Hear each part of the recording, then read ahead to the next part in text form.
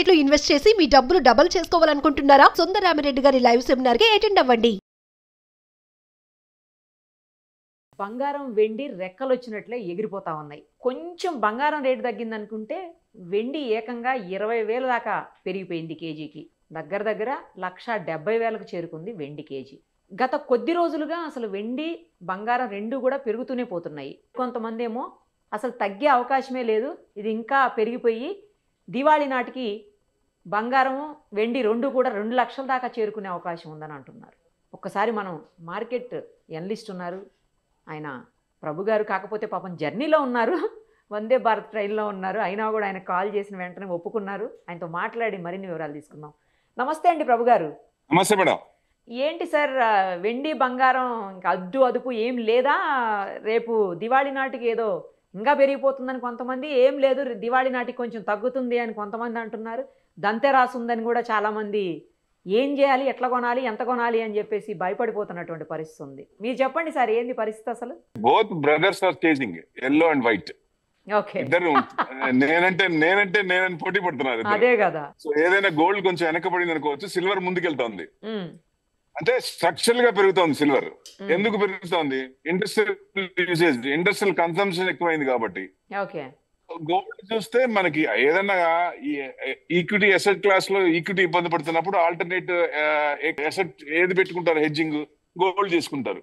అంటే geo political tensions ఏదన్నా ఉన్నప్పుడు అలాంటప్పుడు గోల్డ్ హెడ్జింగ్ కోసం ఇక్కడ ఉన్న లాస్ అయితే ఎవరైతే ఇక్కడ ఇన్వెస్ట్మెంట్ చేశారో దాన్ని హెడ్జింగ్ చేసుకోవడానికి సిల్వర్ గోల్డ్ మీద ఇది చేసుకుంటారు. సో అది బ్యాలెన్స్ చేసుకోవడానికి అట్లా గోల్డ్ ఇది అవుతుంది. సిల్వర్ మటుకు వెనక్కి చూసేది లేదు, తగ్గేది అంటూ ముందుకు వెళ్తూనే ఉంది. సో ఎందుకు పెరుగుతుందంటే విపరీతంగా మీరు ఏది చూసినా, ఏ ఎలక్ట్రానిక్ ఐటమ్ చూసినా silver they are using like anything. దాని వల్ల కన్సంప్షన్ పెరుగుతోంది. ఇప్పుడున్న కంపెనీస్ కే ఎంత అవసరమో అంతకే షార్టేజ్ ఉంది. ఇప్పుడు డిమాండ్ అండ్ సప్లై, డిమాండ్ ఎక్కువ ఉంది కాబట్టి సప్లై, మైనింగ్ తక్కువ ఉంది, సో ప్రొడక్షన్ తక్కువ ఉంది కాబట్టి అది తగ్గకుండా పోయే ఛాన్సెస్ ఎక్కువ కనబడుతున్నాయి.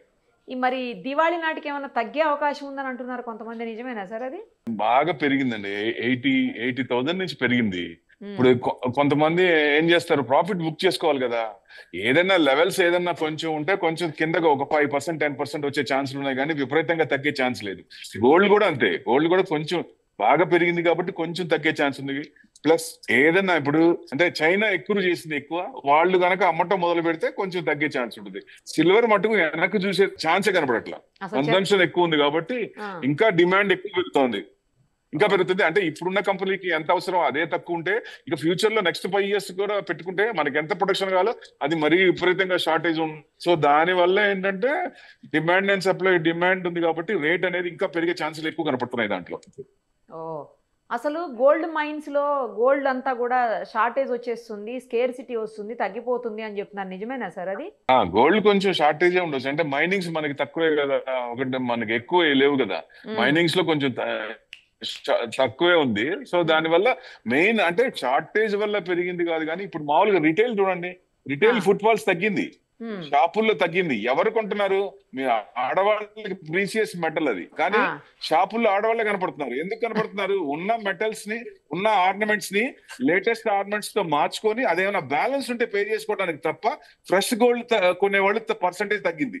ఏమో సార్, షాపుల్లో చూస్తే చాలా మంది కనపడుతున్నారు, మరి కొనడానికి వెళ్తున్నారో లేకపోతే చూడడానికి వెళ్తున్నారో తెలియదు. కానీ అదే నేను చెప్తున్నా, మీరు కొనే వాళ్ళే ఉన్నారు కానీ రీప్లేస్మెంట్ చేసుకొని చేసుకునే వాళ్ళు ఉన్నారు. అట్లా గోల్డ్ కి అయితేనేమో గ్లోబల్ అన్సర్టనిటీ, ఇప్పుడు హమాస్ యుద్ధం కానీ అలాంటివన్నీ కొంచెం సెటిల్ అయ్యేటట్టు ఉన్నాయి.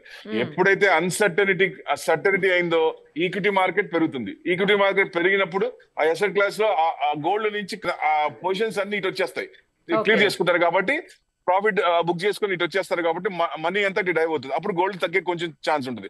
విపరీతంగా తగ్గుతుందా అంటే విపరీతంగా తగ్గే ఛాన్స్ లేదు. ఎందుకు అంటే అది సెంట్రల్ బ్యాంక్స్ ఎన్ని ఎక్కువ చేస్తున్నాయి కాబట్టి. చైనా కూడా ఇదివరకు అసలు ఎక్కువ చేసేది కాదు, అదేది విపరీతంగా చేస్తాం. చైనా మ్యూచువల్ ఫండ్స్ లో పర్మిషనే లేదు. 1% ఇస్తే ఇప్పుడు 3 to 5% మ్యూచువల్ ఫండ్స్ వాళ్ళే ప్రతి ఫండ్ లో సిల్వర్ అండ్ గోల్డ్ ETF లో ఒక అలాట్మెంట్ ఇస్తున్నారు. So that's the difference. Okay, ఏంటి సార్ 2030 నాటికి 3 లక్షల నుంచి 5 లక్షల దాకా చేరుకునే అవకాశం ఉంది బంగారం అంటున్నారు, నిజమేనా? అంటే ఎప్పుడైతే ఇక్కడ అన్సర్టనిటీ ఉందో అక్కడ ఆల్టర్నేట్ గా అది పెరిగే ఛాన్స్ ఉంటుంది, కానీ అది నిలబడదు. అన్సర్టనిటీ అంత సర్టనిటీకి వచ్చినప్పుడు అది కొంచెం తగ్గే ఛాన్స్ ఉంటుంది. అసలు ఎప్పుడన్నా బంగారం పెరగటమే చూసాం కానీ తగ్గటం చూడలేదు కదా సార్. అంటే ఎప్పుడు చూసారు పెరగడం? ఈ సంవత్సరమే కదా, లాస్ట్ 4 years 3 years నుంచి కోవిడ్ తర్వాతే కదా. అంతకుముందు బంగారం మీద రిటర్న్స్ ఏ ఉన్నాయి. బంగారం ఈజ్ ఏ డెడ్ ఇన్వెస్ట్మెంట్. వాటి మీద ఇప్పుడు మనకి రేట్ కనపడుతుంది కాబట్టి మీకు ఎక్కువ పెరిగిపోయింది అనిపిస్తుంది. అంతకు ముందు గోల్డ్ అంత పర్సెంటేజ్ రిటర్న్స్ లేవు కదా. పెరగకపోతే ఓన్లీ డెడ్ ఇన్వెస్ట్మెంట్ అంటే కాన్స్టెంట్ గా స్థిరంగా ఉందేమో తప్పించి తగ్గడం అయితే జరగదు కదా గోల్డ్. తగ్గడం అంటే ఎక్కువైంది కదా, యూసేజ్ ఎక్కువైంది, జనం ఎక్కువ అవుతున్నారు, పాపులేషన్ పెరుగుతోంది అంటే గోల్డ్ యూసేజ్ పెరుగుద్ది కదా, ఆ రకంగా పెరుగుతోంది అట్లా. ప్లస్ ఇప్పుడు in addition to that RBI central మనకి ఆర్బీఐ వరల్డ్ మొత్తం సెంట్రల్ బ్యాంక్స్ ఎలా ఉన్నాయి వాళ్ళు కూడా ఎక్కువ చేస్తున్నారు, దానివల్ల ఎక్కువ పెరిగింది. వాళ్ళు కనుక రివర్స్ అయ్యి ఈక్విటీ మార్కెట్ ని కొంచెం బాగుంది అనుకున్నప్పుడు తగ్గే ఛాన్స్ ఉంటుంది.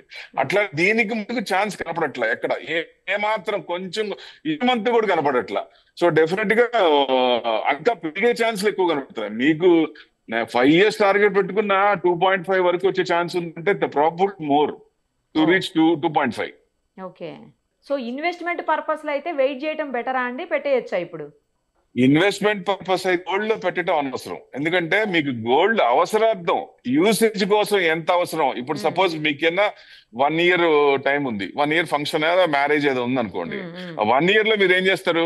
గోల్డ్ ఫస్ట్ ప్రిఫరెన్స్ గోల్డ్ కి ఇస్తాం కాబట్టి షాపుల్లో 11 months స్కీమ్స్ ఉంటాయి. ఆ స్కీమ్స్ ఆ మంత్లీ అక్రూడ్ చేసుకుంటే బెస్ట్, ఒకేసారి కొనుక్కుంటా. ఎందుకంటే కొంచెం తగ్గే ఛాన్స్, ఇప్పుడు యుద్ధాలన్నీ కొంచెం సమస్య పోతే గోల్డ్ కొంచెం తగ్గే ఛాన్స్ ఉంటుంది కాబట్టి మంత్లీ స్టాగర్డ్ మేనర్ లో ఇన్వెస్ట్మెంట్ తీసుకోవడం, బయింగ్ చేయడం బెస్ట్. అదే మీరు ఇన్వెస్ట్మెంట్ పరంగా అయితే సిల్వర్ లో కళ్ళు మూసుకొని తడిగుడ్డేసుకొని పెట్టుకోవచ్చు, నో డౌట్ ఎట్ ఆల్.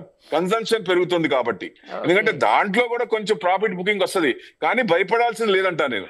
ఎక్కువ ఇదివరకు మనకి ఫస్ట్ టైం గోల్డ్ 75,000 ఆ రేంజ్ కి వచ్చిన సిల్వర్ 75,000 వచ్చినప్పుడు అప్పుడు గోల్డ్ కమోడిటీస్ లో ఉన్న పొజిషన్స్ బట్టి అప్పుడు పెరిగింది. కానీ ఇప్పుడు అట్లా కాదు, ఇప్పుడు స్ట్రక్చరల్ గా పెరుగుతోంది, కన్సంప్షన్ పెరుగుతోంది, ఎక్కువ ప్రొడక్షన్. ఇప్పుడు ఏ వస్తువు తీసుకున్నా దానికి సిల్వర్ వాడుతున్నారు కాబట్టి సో డిమాండ్ పెరుగుతుంది కాబట్టి దానికంటే ఎల్లో మెటల్ కంటే వైట్ మెటలే నేను స్ట్రాంగ్ అని చూపిస్తోంది.